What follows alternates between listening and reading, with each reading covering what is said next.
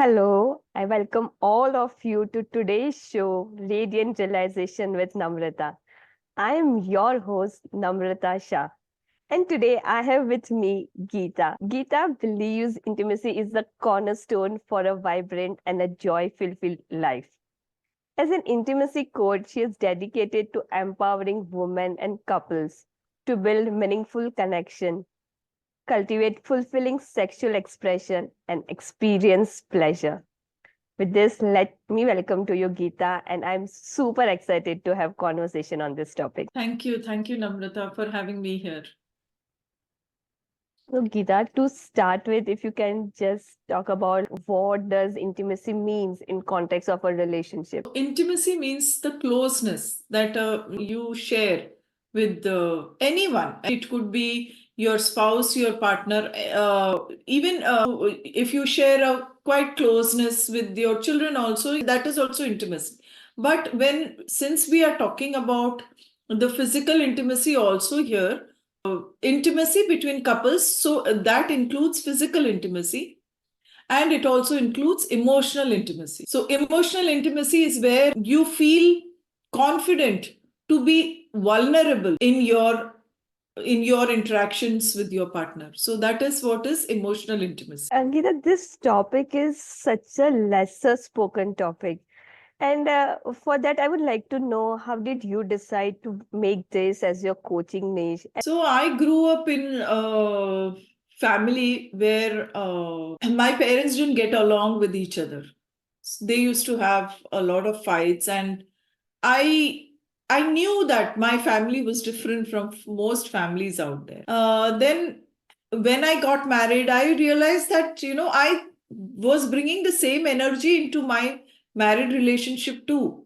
My husband and I, we were not getting along. We were fighting a lot, and of course, the in-laws also played a huge part in that. But one thing made me realize that the main reason why couples usually have a problem in their intimate relationship. Sorry, there are two main things why couples have a problem.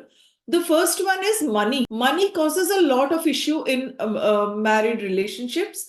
And the second one is sex. So, money was not an issue in our life. Sex was because within a year, I became pregnant. We had not even started talking properly, and I had two children in my lap, and sex was just not happening. Or even if it was so infrequent. And we realized my husband was really very open to exploring new things. And he went out, he did a course on how to please a woman. He shared his learnings with me, and we explored a lot. And that's when I really started enjoying the relationship that we had. As I started enjoying it, my friends started asking me about it. I used to share tips with them about what you can do to really enjoy this intimate relationship. Then later on, when I have always been interested in counseling and psychology and all that. When I went and I did all these courses, but I never thought about using intimacy as a niche to talk about. But once I started my practice, the first few clients who came to me, at the root of whatever problems they were sharing with me, I could find that their sexual relationships were off. That's when I realized that there is a need to talk about this. And since I was very comfortable with this subject, having helped friends and relatives, and because I could talk about this with my husband also so openly, I started as an intimacy coach. So that is my journey in short.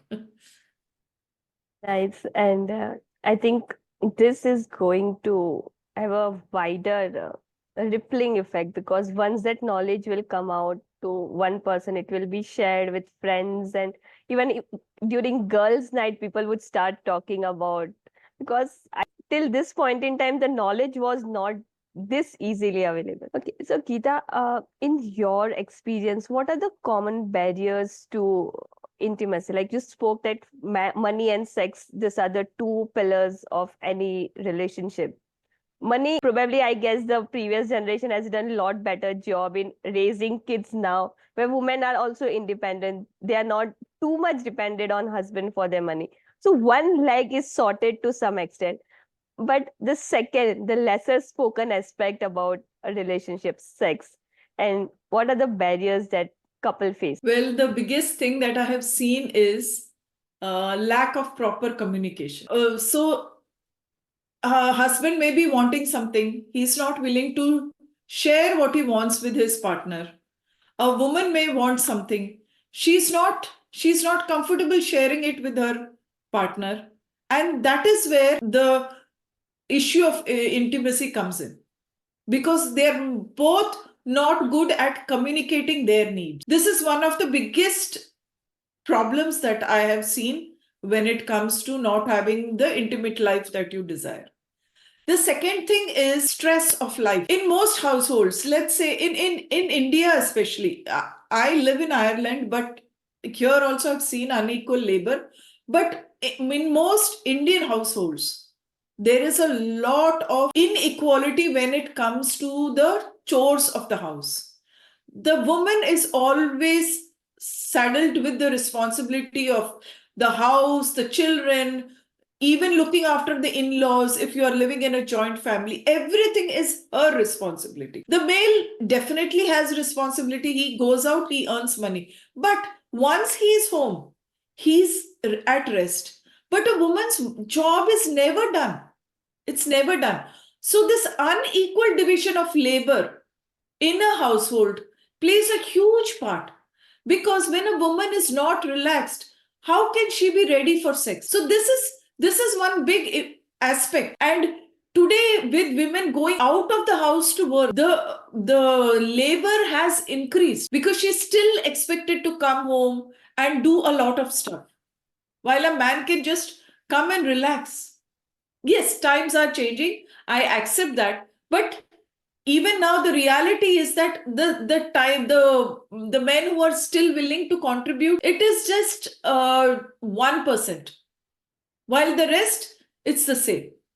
Then so a woman is very stressed because she's handling so many. So stress plays a huge role, and the unequal division of labor, poor communication. Then there are unresolved conflicts happening in most households. I have actually, there are two clients that I have, both having almost a similar kind of issue, and that is the interference of the in-laws. Even though they live separately from the in-laws, the conflict has not been resolved. And when the conflict has not been resolved, they are still, they are still having some unresolved issues between them, and that also plays a huge role in not being intimate with each other. Then in today's modern world, there are too many distractions. Because you're always on the mobile, you start feeling disconnected. A husband comes home from work, the first thing he does is either switch on the TV or just sit on the mobile and scroll. So this all creates a disconnection. And the only way couples relax nowadays is switch on the TV. They think they are sitting together, they are having a quiet moment together, but no, they're distracted because the TV is on. They're actually looking at the TV while still scrolling on their phones, sitting side by side. These are all the reasons that I have seen which play a huge role in lack of intimacy in relationship. And while your clients are talking to you about their problems, what signs do you identify that would help you make a decision that the intimacy is lacking in the relationship? And this is where you'll need to counsel them. Okay, so the first thing I discover is, and this has happened to me when I was talking to a couple client of mine.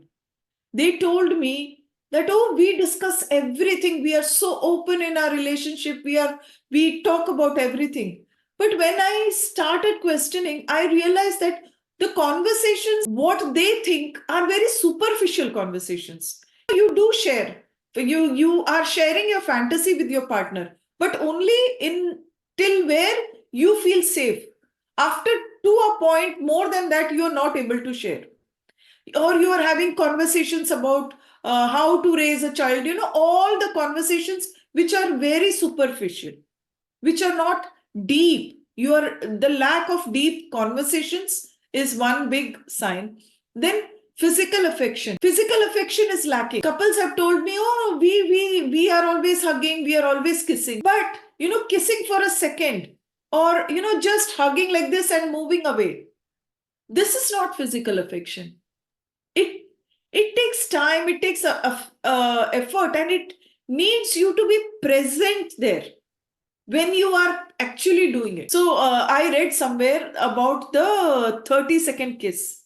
So if at least hold a kiss for 30, because when you do that, that is the one which releases all the happy hormones into your bloodstream. So more than 30 seconds, but it's just oh, I kiss my husband when I leave for work. I kiss my wife when I leave for work. It is just a peck on the cheek and it's done. That is not real affection. And most affection happens just before the sexual act. So again, you are actually disconnecting from each other, because for some time that will last, but it's not going to take you on the long road.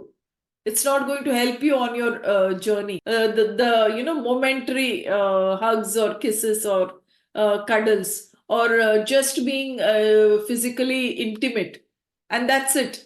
Outside the bedroom, there is nothing more. And then one thing that most women have told me is that they feel very lonely in the relationship. Men are maybe unwilling to share this fact, but most women have told me that they feel very lonely, even though they have got a partner, they have got children, everything. But at the end of the day, they feel lonely. And that, I feel, is the biggest sign of lack of intimacy in your relationship. Geeta, with today's work commitment, household chores, and also the number of distractions that you did speak about, how can couple make time to have those intimate conversation, dedicated time to have physical relationship and enhance or strengthen that bond between each other? Okay, so one of the first things that I counsel my couples on is to schedule your intimacy. Keep a time separate when you are having that conversation, or just for even sex. Sex, schedule your conversations, because then you will commit to it.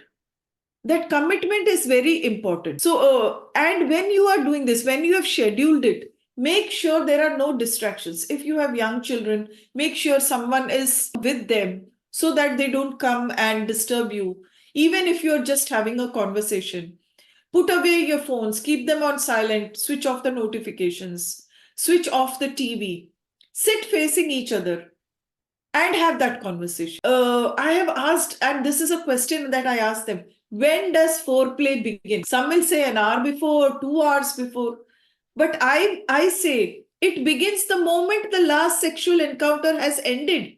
It starts from there. So foreplay is a very important of before you even see sexual intimacy. It's not all about the orgasm or intercourse. It has so much more to it. The nuances are more. So begin immediately after you have had an orgasm, and you are satisfied with your sexual encounter. Begin immediately. That is where foreplay begins. And one thing I always tell my clients are, you have learned a lot of bad habits, maybe sitting together, scrolling on the phones. So, to bring more intimacy in your life, it is all about unlearning the bad and learning. So, it's a habit that you have to create. So, it doesn't happen if you do it just once. It is about doing it consistently, day in and day out, till you get into the practice of being intimate with someone. It's about unlearning the old, learning the new, and then putting in consistent effort, day in and day out. It's not a one-off thing that you can do. And it requires a lot of commitment to do it on Lot a of regular basis. commitment, and it requires hard work. It requires hard work. We take our the most important relationship. I'm telling you, it is the most, because if your love life is not happy, it affects every other aspect of your life, whether it's your business, whether it's your relationship with your children, whether it is your relationship with your friends also, it affects everything. So why not put in that effort to make this relationship the most beautiful that you can have? And anything that is beautiful and worth having is worth putting the effort in. What rituals a couple can take up to enhance emotional intimacy between them? Okay, the rituals that most couples can do, like I said, the first thing is schedule intimacy, keep a time, keep a place, and you can, if you are scheduling it for today, do something so enjoyable in that time that you are looking forward to it. So you create a pattern where if it is a Monday that you are having this deep conversation, but you have been listening to each other, you are so focused on each other and you enjoy that moment, you look forward to doing it again the same next week and the week after. That is how you create the rituals. Then second thing that you can practice is active listening. Active listening is not just listening. Active listening is being non-judgmental, non-critical, whatever your partner may say. It is creating that safe space where your partner is able to pour their hearts out, is able to share anything and everything with you. Again, one of the things that you can do is, instead of using you statements, use I statements, I feel statements. That again, when you use the you statements, you are actually, जैसे अगर if we have to say in in Hindi, तुमने ये नहीं किया, तुमने last time ऐसा किया, मतलब आपने ये ठीक नहीं किया. So when we are saying this, we are actually playing the blame game, or we are complaining, and that shuts the other person up. Instead of that, use I statements. मुझे ऐसा लगता है कि ये चीज ऐसे हो सकता था, मुझे ऐसा लगता था कि आप मेरे से थोड़ा और, here there is no accusation. You are just telling a person how you are feeling about something. So these are, focusing on being mindful, and focusing on your tone, the way you deliver a sentence, think before you speak. Yes, you get angry and maybe you say something. Let's say that also happens. No one is perfect. We do things in a momentary, have the courage to go and apologize. That's fine too. Maybe in the heat of the, and if your partner is open to, and is also as invested as you in the relationship, they will accept your apology. A third ritual that I would say is practice forgiveness. It's very important in a relationship. You didn't stand up for me. तुम्हारी माँ के सामने मेरे लिए कुछ नहीं कहा. There are some accusations like that. Or your parents didn't treat me well. How long are you going to carry this forward? They are there. They are your parents. Yes, but talk about it. Resolve that conflict and learn to forgive. Then another thing is, have shared values. If you have shared values in the relationship, for example, maybe your relationship is quite open. You are allowed to have male friends, or he's allowed to have female friends. But still, you have the shared value that even if you are allowed to have these friends, nothing is hidden from each other. That's a value. Or another couple may have that, no, there is nothing doing, no male friends, no female friends for the of the opposite sex. That is a value. Having common goals, having common values. These are rituals that you can set. You talk about them. So everything comes back to being open and having those awkward but honest conversations. And how can we have those type of conversations, considering the importance of conversations or communication in building relationship? How can we build our communication ability where we respect other person, at the same time we are able to say what we would like to have from that person? The first point is being open, being honest, but start small. Start small. If there is already a lot of miscommunication that has already happened, if you suddenly start having deep conversation, it's not going to sit well with either of you. Start with small things. Build trust. See, if you have been a partner who takes everything at face value and criticizes your partner or is judgmental. तुमने ऐसे कैसे बोल दिया? This is not good. This is not correct. If you are someone who has been doing that, then practice active listening. Let your partner speak. If you don't like something, you still can communicate this. Look, I'm not comfortable with this, but say it in a manner, use a tone that is kind, that is compassionate, and that respects your partner. We can have a lot of differences between each other, but respect and that mutual trust is very important. And when it comes to having conversations also, and this is a trait that I've seen in most men, is whenever their wives tell them something, men are eager to jump in as if their wife is seeking a solution for the problem. Most probably it is not. Women talk to vent. They might have already figured out things in their head, but they would still like to talk about it. So don't jump in with solutions. Ask her, are you looking for a solution? If she's not, just keep quiet. This was something that I really had to train my husband to do. Because whenever I told him something, he would say, acha, tu aise kar, you do this, you do that. One day I told him, please, is it okay if I just say something and you don't offer me a solution? If I need a solution, I'll tell you. So he said, why you are not talking to find a solution to your problem? I said, no, it is already there in my mind. So he said, yeah, that is why I figured कि मैं कुछ भी बोलता हूँ ना, तू वो करती नहीं है, तू अपना ही खुद का करती है. So I said, yeah, because I have it figured out. But I still would like to talk about it and know your opinion. कि ठीक है या गलत है. Of course, my husband doesn't say ठीक है. He doesn't say गलत है. But now he understands that it's okay. You just listen. And if I say okay, what should I do? Then only he will come up with something. So yes. So, Geeta, out of curiosity, how long did it take for both of you to come to this level where you are mutually able to understand each other? Okay, that's a very good question to ask.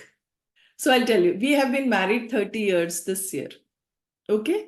So the first 10 to 12 years were horrible, horrible, really. Then after that, we started figuring things out. Okay.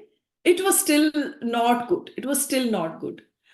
But one thing you have to understand that when we were negotiating all this, we didn't have the luxury of so many coaches out there, people in niches who can really help.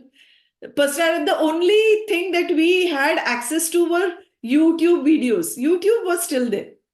So I was always interested in personality development. So I would look into it. He also has put in as much effort as I have, and perhaps more also. But he was also interested. So that is when it took us a long time to figure things out. And the best relationship that we have had, I would say, is in the last, I think, let me 2015. Yeah, around 9 to 10 years. This is the best time that we have had. I feel it could have been earlier if only we had access to, this all this new genre of counselors, therapists, and everything. Because it really helps. It really helps to, talking to a third party expert. Not relatives, not your mother or your parents. No, because they are biased. They might give you opinion only from their point of view or what they have undergone. But I really feel that it makes a lot of difference. And many have told me that, thank you, Geeta, because we met you and things have changed in our life.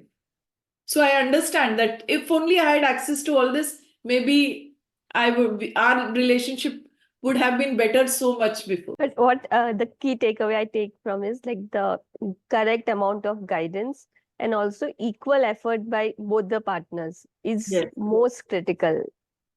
Yeah. See, equal effort is there. See, now, many women are reluctant to seek advice from me because they feel कि हमारे अकेले से क्या होगा. तो I would say that देखो एक river के ऊपर हमको ब्रिज बनाना है, तो हम एक साइड से स्टार्ट करके भी we can reach the other end. It's not necessarily that we have to start the bridge from both sides and then join in the middle. We can start from one side. It takes longer, but it is worth it at the end. Even if you are the only one who is willing to put in the work, do put in the work. It is going to make a difference. If not, even then the relationship is not improving. आपका intimate life improve नहीं होता है, तो then you will at least be able to make a decision कि मेरे को यहाँ रहना है या नहीं, or accept. Some women are willing to accept कि okay, it's fine, there is nothing I can change, at least let me be happy on my own. They are still married, they are still living in the same house, but the woman is much more happier because she has accepted that nothing is going to change. But give yourself that opportunity. Don't think that, anything that you learn is wasted. Even now, there is by default the stress level are so high. Like in general, also there's so much stress, expectation that each partner has from one another. When the times are challenging, you never know when you will lose your job. So in all this difficult scenario, what can a couple do to ensure that they are able to maintain intimacy and at least maintain that closeness where they can bank on each other?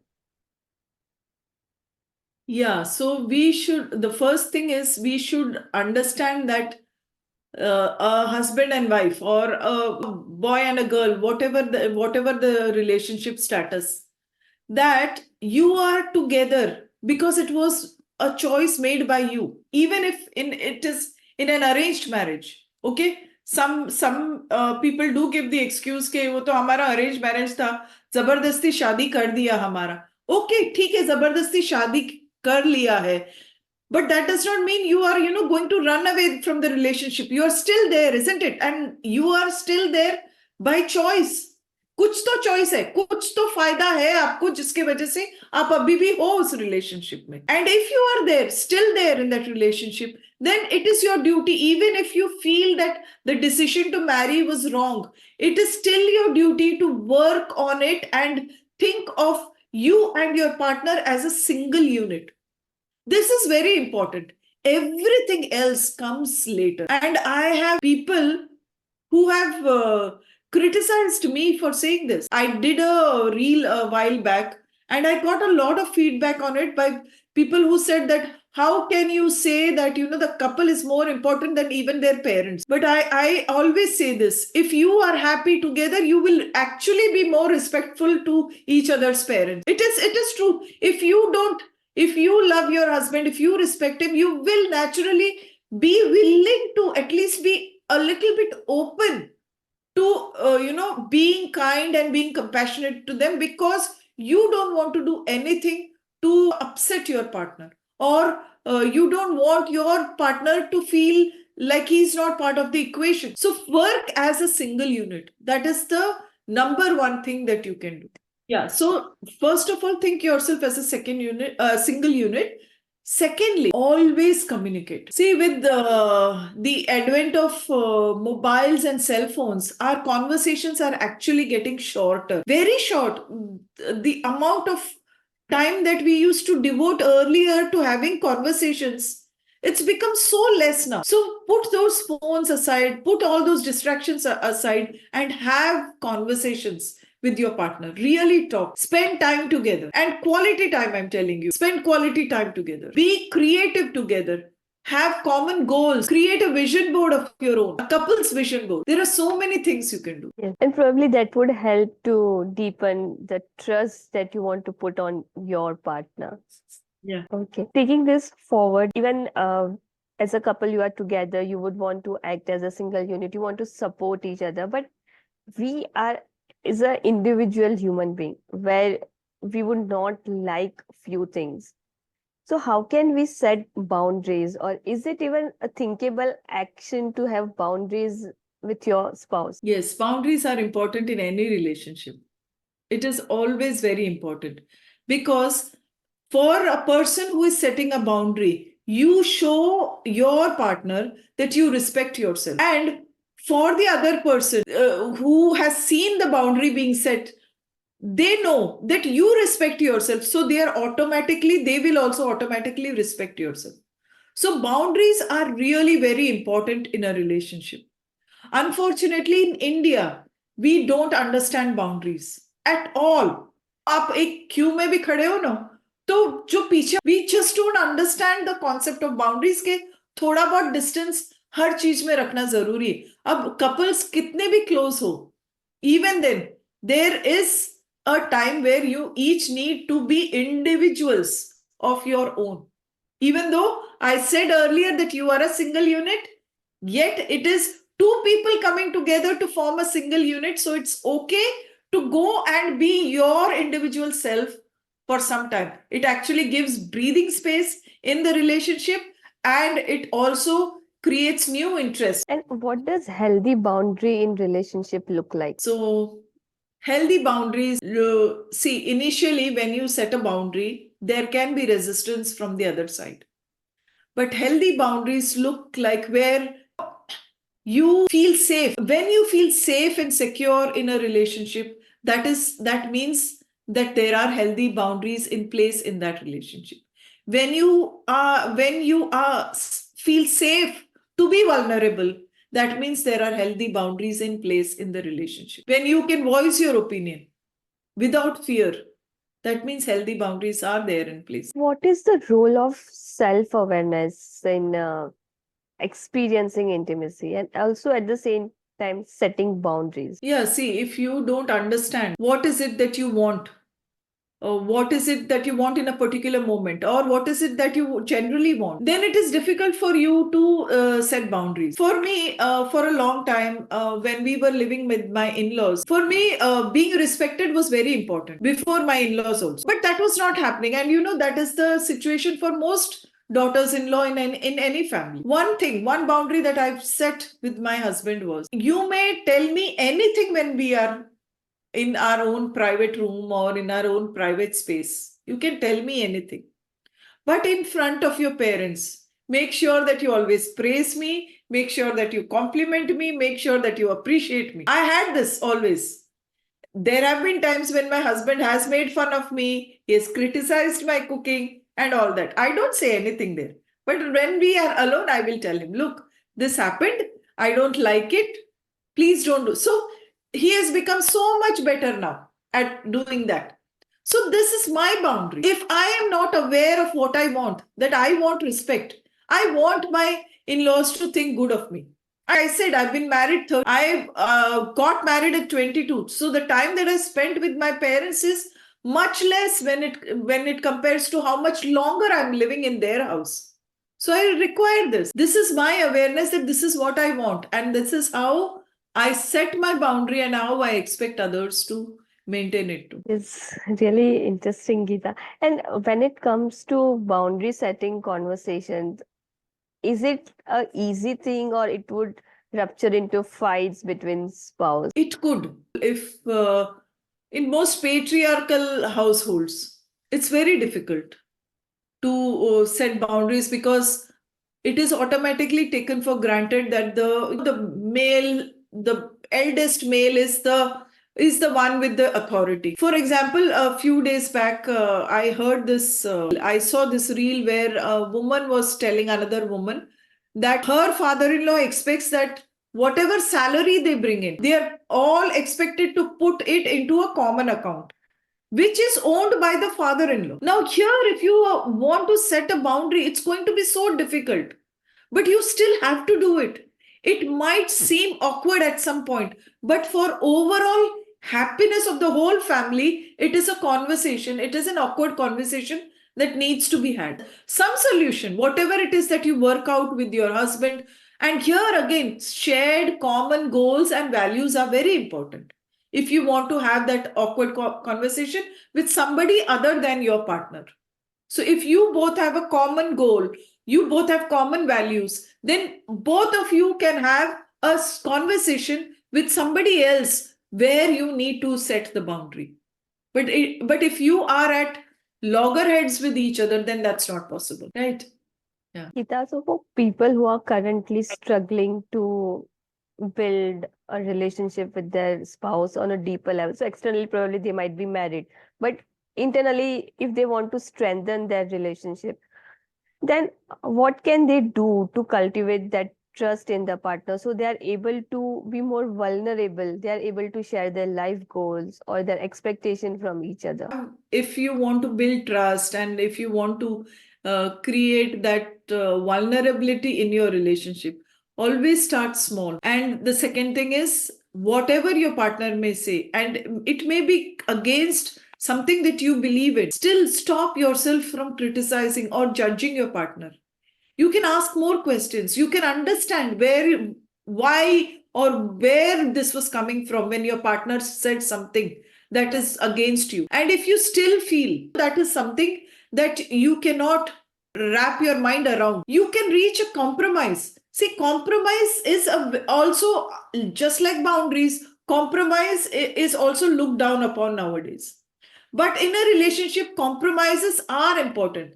Now, compromise does not mean that it is of advantage to someone and it is of disadvantage to someone.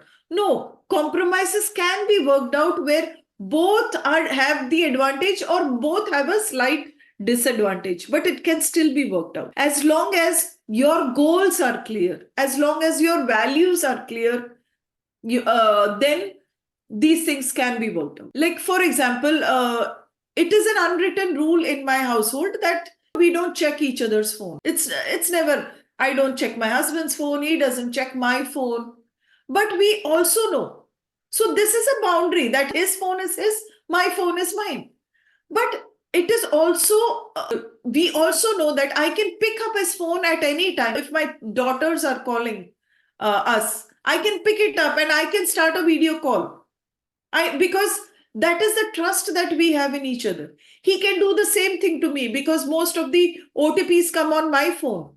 He can just pick up the phone and he can check for the OTP. So we have boundaries, yet we have trust, mutual trust and respect for each other. And I also know, see, men are different from women. Men are visual beings rather than emotional, which women are more of.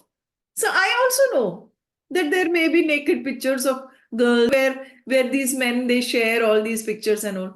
I Truly speaking, I don't mind. I want my husband to enjoy. There is only this one life. But as long as he's honest, he's with me, he's open, I everything is done.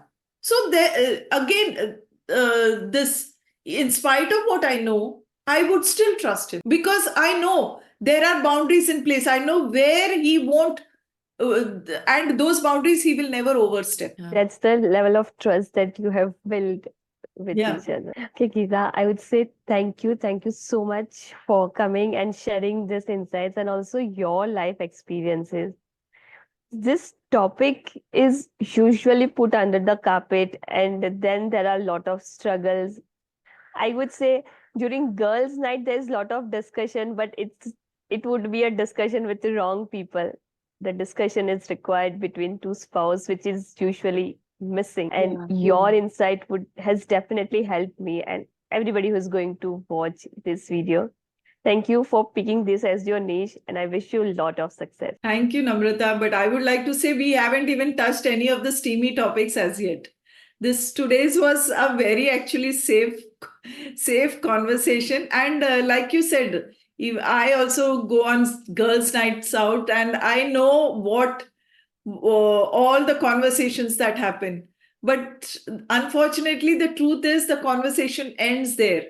We never take it out of those girls' night, and we don't have the same kind of conversations with our partner. Nor, if we are in trouble, do we seek help. I would say there is help out there. You really don't have to live in a miserable life. There are things that you can do and that you can work on. So ask for help if it is needed. Definitely. Yeah. Okay. Thank you, Geeta. Thank you. Thank you.